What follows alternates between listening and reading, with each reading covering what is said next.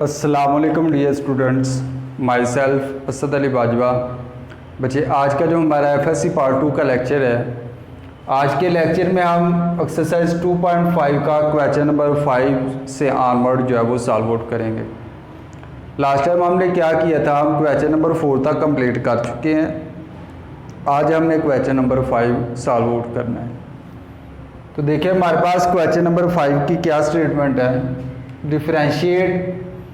और question number 5 का first part है हमारे पास sine x with respect to cot x. क्या हमने साइन एक्स को डिफरेंशिएट करना है with respect to cot x के। बच्चे देखिए हमने क्या किया, यहाँ पे लेट कर लिया। पहला जो हमारे पास वेरिएबल है उसको पहले फंक्शन को ए के इक्वल लेट कर लें, सेकंड को बी के इक्वल लेट कर लें, क्योंकि हमने इसमें यूज़ करना है at the end chain rule apply करेंगे, जिस तरह लास्ट टाइम भी हमने किए थे कुछ क्वेश्चंस एक्सरसाइज 2.4 में। तो सेम वैसे ही हम करेंगे कि हमने साइन एक्स को लेट कर लिया कि वो ए के इक्वल है और कॉट एक्स को लेट कर लिया कि वो बी के इक्वल है। अब उसके बाद हम डिफरेंशिएट करेंगे ए को विद रिस्पेक्ट टू एक्स के, कि पहले हम ए को with respect to X differentiate करेंगे, फिर उसके बाद हम बी को भी डिफरेंशिएट करेंगे विद रिस्पेक्ट टू एक्स के। तो हम करते हैं डिफरेंशिएट ए को विद रिस्पेक्ट टू एक्स के। तो बेटे यहाँ पे क्या आ गया, d A by D x equal आ जाएगा d by D x into sine x. क्या आ गया, d by D x into sine x. और लास्ट टाइम भी मैं आपको बता चुका हूँ, पेज नंबर 73 पे आपके फार्मूलाज लिखे हुए हैं। तो वहाँ से साइन एक्स का जो डेरिवेटिव है, साइन एक्स का डेरिवेटिव होता है काज एक्स। तो साइन का डेरिवेटिव हमारे पास क्या आ गया, काज एक्स आ जाएगा। और फिर जो साथ में एंगल होता है हम उसका भी डेरिवेटिव लेते हैं। तो यहाँ पे एंगल क्या आ रहा है, एक्स एंगल आ रहा है। तो अगर हम एक्स का derivative with respect to X लेंगे तो हमारे पास क्या वैल्यू आएगी, 1 आएगी। तो इसलिए वो हमने डायरेक्टली कर दिया, 1 नहीं लिखा। क्लियर हो गया यहाँ तक। अब उसके बाद हम डिफरेंशिएट करेंगे b को विद रिस्पेक्ट टू x के, कि पहले हमने a को with respect to x differentiate किया, अब हम b को with respect to x differentiate करेंगे। तो देखिए बच्चे हमारे पास क्या वैल्यूज आ गई, db by D x equal आ जाएगा d by D x into cot x. ठीक है, क्योंकि b किसके इक्वल है, कॉट एक्स के इक्वल है। तो कॉट एक्स का जो हमारे पास डेरिवेटिव होता है वो होता है minus cosecant square x. Page number 73 पे ये हमारे पास डेरिवेटिव फार्मूलाज लिखे हुए हैं। ठीक हो गया। अब उसके बाद हमने यूज़ करना है चेन रूल। चेन रूल हम क्यों यूज़ करेंगे, क्योंकि हमने साइन एक्स को डिफरेंशिएट करना है with respect to cot x के। तो इसलिए इट मीन्स डैट कि हम D A by D B find out करेंगे। जिस तरह अगर हमारे पास y इक्वल साइन एक्स दिया जाए और हमें कहा जाए कि डी इसको डिफरेंशिएट करें विद रिस्पेक्ट टू एक्स के, तो हम क्या फाइंड करते हैं, यहाँ से D Y by D X को फाइंड आउट करते हैं। तो सेम ऐसे ही हमने a को डिफरेंशिएट करना है विद रिस्पेक्ट टू b के, तो हम D A by D B find out करेंगे। तो चेन रूल हमने अप्लाई किया, D A by D B किसके इक्वल होगा, D A by D X multiply by D x by D B.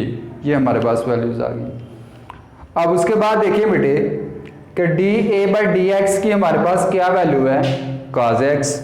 इसकी जगह पे हमने काज एक्स पुट कर दिया।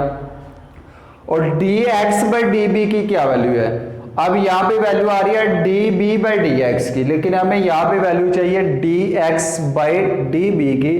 तो इस वैल्यू को हम चेंज करके लिख देंगे। तो ये आ जाएगा मल्टीप्लाई पे -1 और कोसिकेंट स्केयर थीटा, क्योंकि इसके नीचे जिसके नीचे कोई डिवीजन में नंबर ना हो उसके नीचे 1 डिवाइड हो रहा होता है। तो जब इस वैल्यू को उल्टाएंगे 1 ऊपर चला जाएगा और कोसिकेंट स्केयर नीचे आ जाएगा, और ये माइनस ऊपर वाली वैल्यू के साथ लग गया। क्लियर हो गया बच्चे। अब यहाँ से d A by D B किसके इक्वल आ गया, माइनस काज एक्स। और आपने फर्स्ट ईयर में पढ़ा होगा चैप्टर नंबर 9 में कि 1 कोसिकेंड किसके इक्वल होता है, साइन के इक्वल होता है। तो इसलिए जब 1 कोसिकेंड स्केयर एक्स करेंगे तो ये आ जाएगा साइन स्केयर एक्स। तो यहाँ से हमारे पास DA/DB किसके इक्वल आ गया, माइनस काज x into sign square x के इक्वल आ जाएगा। क्लियर हो गया बेटे यहाँ पर। अब उसके बाद इसी क्वेश्चन का पार्ट नंबर हमारे पास 2 है। तो पार्ट नंबर 2 देखें, sine square x with respect to cos की पावर 4x। क्या आपने डिफरेंशिएट करना है साइन स्केयर एक्स को विद रिस्पेक्ट टू काज की पावर 4x। क्लियर है बेटे यहाँ तक। तो हमने लेट कर लिया यहाँ पे कि a इक्वल है साइन स्केयर एक्स के और b इक्वल है काज की पावर 4x के। क्लियर है। अब उसके बाद हमने डिफरेंशिएट कर दिया a को विद रिस्पेक्ट टू x के। ठीक है, तो क्या आ गया यहाँ पे DA/dx equal D/dx into sine square x. अब यहाँ पे साइन स्केयर एक्स आ रहा है, तो पहले हम स्केयर को जो है सिंप्लीफाई करने के लिए पावर रूल यूज करेंगे। तो बेटे यहाँ पे हमने पावर रूल यूज किया है, 2 पावर स्टार्टिंग पे आ गई, इस फंक्शन की पावर में से एक माइनस कर दिया, तो 2 - 1 करेंगे तो 1 ही पावर आएगी। फिर जिस फंक्शन की पावर होती है हम उस फंक्शन का भी डेरिवेटिव लेते हैं। तो यहाँ पे किसकी पावर आ रही है, साइन एक्स की पावर आ रही है, तो हमने साइन एक्स का भी डेरिवेटिव ले लिया। क्लियर है। तो साइन एक्स का डेरिवेटिव क्या आ गया हमारे पास, काज एक्स आ जाएगा। तो यहाँ से DA/dx किसके इक्वल आ गया, 2 साइन एक्स काज एक्स। अब उसके बाद बेटे हमने b को डिफरेंशिएट किया विद रिस्पेक्ट टू x के, तो b किसके इक्वल है, काज की पावर 4x के। तो यहाँ से dB/dx किसके इक्वल आ जाएगा, D/dx इंटू काज की पावर 4x। तो यहाँ पे भी काज की पावर 4x आ रहा है, तो पावर को सॉल्व आउट करने के लिए पहले हम पावर रूल यूज करेंगे। तो पावर रूल के अकॉर्डिंग पावर स्टार्टिंग पे आ गई, इस फंक्शन की पावर में से एक कम करके हमने लिख दिया, और फिर जिस फंक्शन की पावर है हम उस फंक्शन का भी डेरिवेटिव लेते हैं। तो हमने काज एक्स का डेरिवेटिव ले लिया। तो काज का डेरिवेटिव क्या आता है, माइनस साइन एक्स आता है। तो यहाँ से DB/dx किसके इक्वल आ गया, -4 काज क्यूब एक्स साइन एक्स। ये हमने DA/dx और DB/dx फाइंड आउट कर लिए। अब सेम इसी तरह से आप चेन रूल अप्लाई करेंगे और चेन रूल अप्लाई करने के बाद सिंप्लीफाई करके आप इसका आंसर निकाल लें। अब इसके बाद बेटे हमारे पास है क्वेश्चन नंबर है 6। तो अब हम आते हैं क्वेश्चन नंबर 6 की तरफ। हम क्वेश्चन नंबर 6 को सॉल्व आउट करते हैं।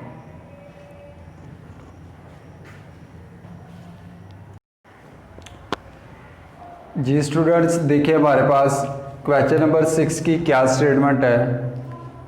If tan y into 1 plus tan x equal 1 minus tan x, क्या हमें स्टेटमेंट में दी गई है, tan y into 1 plus tan x equal 1 minus tan x, then show that dy/dx equal -1। Question number 6 की statement देख लीजिए कि हमें tan y 1 plus tan x equal 1 minus tan x दिया गया है, और हमें ये शो करवाना है कि dy/dx जो है वो इक्वल है -1 के। तो करते हैं हम बच्चे सॉल्यूशन स्टार्ट। तो क्या है हमारे पास statement, tan y 1 plus tan x equal है 1 माइनस tan x के। अब यहाँ पे ये 1 प्लस tan x मल्टीप्लाई हो रहा है, जब ये दूसरी साइड पे गया तो क्या हो गया, जाके डिवाइड हो जाएगा। अंडरस्टैंड, क्लियर हो गया बच्चे यहाँ तक। अब उसके बाद देखिए tan y इक्वल आ गया, इस 1 की जगह पे मैंने क्या पुट कर दिया, tan π/4। tan π/4 यहाँ पे हमने जो पाई यूज किया है बच्चे, पाई को एंगल की फॉर्म में देखे तो ये इक्वल होता है 180 के। पाई किसके इक्वल होता है, 180 के। तो जब हम π/4 करेंगे तो 180 डिवाइडेड बाई 4 करें तो आपके पास आएगा 45।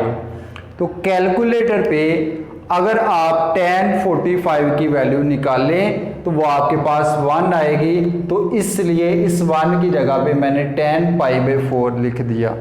क्लियर हो गया? यहाँ तक किसी को इशू नहीं होना चाहिए कि 1 की जगह पे tan π/4 किस तरह से आया, वो मैंने एक्सप्लेन कर दिया।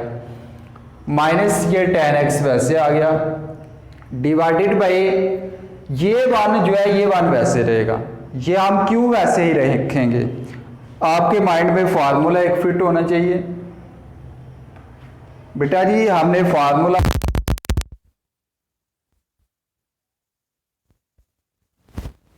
अल्फा माइनस इक्वल होता था tan alpha minus tan beta divided by 1 plus tan alpha tan beta. याद आया फार्मूला? तो फर्स्ट ईयर में फार्मूला हमने देखा था कि tan alpha minus beta equal होता है tan alpha minus tan beta divided by 1 plus tan alpha tan beta. तो इस वैल्यू को फार्मूले में कन्वर्ट करने के लिए हमने ये जो 1 है ये 1 वैसे रहने दिया है, ऊपर हमें दोनों tan के फंक्शन चाहिए थे, तो इसलिए इस 1 की जगह पे मैंने tan π/4 लिख दिया, माइनस tan x आ गया, ये 1 वैसे आ गया। अब यहाँ पे सिर्फ हमारे पास tan x था प्लस tan x, तो यहाँ पे भी मैंने tan π/4 लिख दिया। क्यों लिखा है? क्योंकि फार्मूले में हमें 2 tan के फंक्शन चाहिए, तो इसलिए मैंने इस tan x के साथ tan π/4 लिख दिया, क्योंकि tan π/4 इक्वल होगा 1 के, तो 1 जब tan x से मल्टीप्लाई होगा तो दोबारा से क्या आ जाएगा? tan x ही आ जाएगा। क्लियर हो गया बच्चे यहाँ तक? अब उसके बाद देखें, तो ये जो मैंने अभी फार्मूला लिखा है आपके पास, ये जो फॉर्म बन गई है ये वाली, ये फॉर्म बनी है ये, ठीक है। अब इसको हम क्लोज करके इस फॉर्म में लिखेंगे तो ये tan y इक्वल आ जाएगा tan π/4 माइनस एक्स। क्या आ गया? tan y equal tan π/4 minus x. अगर आप इस फार्मूले को एक्सपेंड करवाएं तो आपके पास दोबारा से ये ऊपर वाली वैल्यू बन जाएगी। क्लियर हो गया बच्चे यहाँ तक? अब उसके बाद ये tan और ये tan दोनों साइड से कैंसिल आउट हो जाएंगे। यहाँ पे क्या बच गया? y, इस साइड पे क्या आ गया? π/4 माइनस एक्स आ जाएगा। क्लियर है बच्चे? मेथड और भी हैं इसके सिंप्लीफाई करने के, कि यहाँ पे आप क्वेश्चन रूल अप्लाई कर दें तो फिर भी आप सॉल्व आउट कर सकते हैं, लेकिन मैंने आपको सिंपलेस्ट जो हमारे पास मेथड है वो सिंपलेस्ट मेथड से करवाने की कोशिश की है। तो आप y इक्वल आ गया π/4 माइनस एक्स के, इसको डिफ्रेंशिएट करेंगे हम विद रिस्पेक्ट टू x के, तो क्या आ गया बच्चे? यहाँ पे dy/dx इक्वल आ गया d/dx इंटू π/4 माइनस एक्स। अब यहाँ पे ये जो π/4 है ये तो एक कांस्टेंट नंबर है, क्योंकि इसके साथ कोई वेरिएबल नहीं आ रहा, तो dy/dx इक्वल आ गया π/4 कांस्टेंट है, इसका डेरिवेटिव 0 होगा, और माइनस एक्स का डेरिवेटिव क्या होगा? -1 होगा। तो 0 - 1 करें तो बच्चे हमारे पास dy/dx किसके इक्वल आ गया? -1 के। यही हमने प्रूफ करवाना था। क्लियर हो गया बच्चे यहाँ तक? अब इसी के बाद हमारे पास क्वेश्चन नंबर 7 है। तो क्वेश्चन नंबर 7 की स्टेटमेंट पे गौर कीजिएगा। इफ y इक्वल है हमारे पास अंडररूट है ऊपर होल का tan x plus under root tan x plus under root tan x plus so on, ये इन्फिनिटी तक चलता जाता है। ठीक है, कि हमारे पास tan का फंक्शन है, उसके ऊपर अंडररूट के ऊपर अंडररूट आ रहे हैं। ठीक है, स्टेप बाय स्टेप। तो हमने प्रूफ क्या करवाना है? Proof that 2y - 1 dy/dx equal secant square x, ये हम प्रूफ करवाने जा रहे हैं। तो बच्चे आप स्टार्ट करते हैं। y इक्वल है हमारे पास under root tan x plus under root tan x plus under root tan x plus so on infinity तक जा रहे हैं। तो हमने क्या करना है? इसको डिफ्रेंशिएट करने से पहले हम दोनों साइड पे क्या करेंगे? स्केयर अप्लाई कर देते हैं अंडररूट को कैंसिल करने के लिए। तो हमने क्या किया? Squaring on both sides. यहाँ पे क्या आ गया? वाई स्केयर इक्वल आ गया जब हम इस साइड पे स्केयर लेंगे तो सबसे जो बाहर वाली वैल्यू है उसी का अंडर रूट कैंसिल होगा, जो मजीद अंडर रूट आ रहे हैं उन अंडर रूट का कोई कैंसलेशन से तल्लुक नहीं है। ठीक है, कि सबसे बाहर वाला जो फंक्शन है सिर्फ उसी का अंडर रूट कैंसिल होगा, स्केयर लेने से अंदर वाली वैल्यूज का नहीं होगा। क्लियर हो गया बच्चे?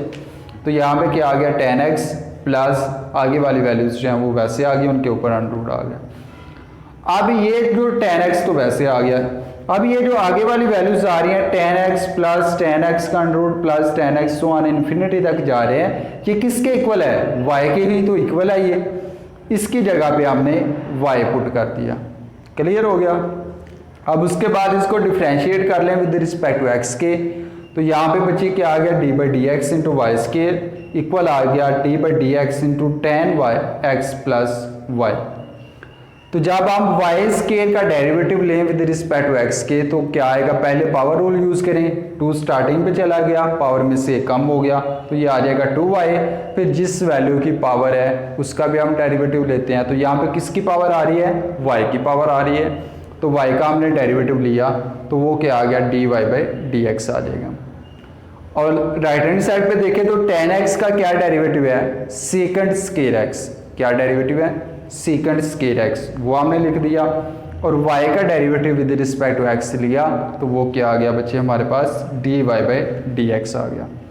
तो यहाँ से ये जो dy बाई डी एक्स है, जब ये दूसरी साइड पे गया, ये जो हमारे पास dy by D x plus क्या दूसरी साइड पे गया तो माइनस हो जाएगा, इक्वल किसके आ गया, सेकंड स्केयर x के आ गया। तो यहाँ से आप dy by D x common ले लें तो आपके पास वही रिजल्ट आ जाएगा जो हमने प्रूफ करवाना है। तो उम्मीद है कि आज का जो हमारा टॉपिक था, आज का लेक्चर जो है सारे स्टूडेंट्स को क्लियर हो गया है। फिर भी बच्चे अगर आपको एंड तक कहीं से समझ ना आई हो तो आप दोबारा मुझसे डिस्कस कर सकते हैं। स्टूडेंट्स अपना ख्याल रखिएगा। अल्लाह हाफिज़।